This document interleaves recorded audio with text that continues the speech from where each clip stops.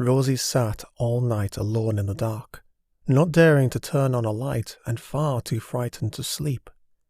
Fear crept through every pore of her body. How could she sleep when she knew that there were men outside who were waiting for her to leave the house? Knowledge of that terrified her. The men banged on the front door, shouting through her letterbox and checking every accessible window. All night she'd huddled upon the couch, fearful of every sound outside. Each creak of the old house filled her with panic. Had the men somehow got inside? She saw them arrive outside the front of her apartment only minutes after arriving home. She'd parked her car in the car park just around the corner rather than outside the apartment. She didn't want to advertise her presence. She was uncertain if they knew she was home, but convinced they wouldn't leave until they'd found her.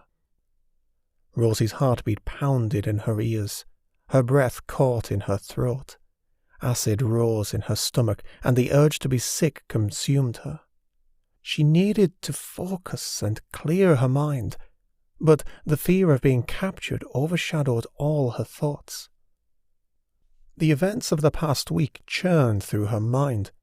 How had they discovered what she'd done? Everything had been arranged by text. No one could have overheard a thing. But evidently someone had. And the news of that, how had it spread so quickly?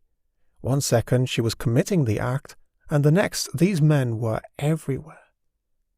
Over the past hour her thoughts gradually turned from fear to the desperate need to escape. Weighing her options, she paced her small living room in an attempt to calm her thoughts. The front door was out of the question.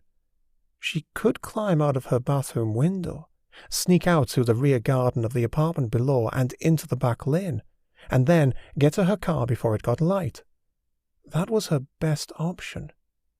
No, it was her only option. Dawn was an hour away, and she was nearly out of time. It was now or never. She had to make a decision.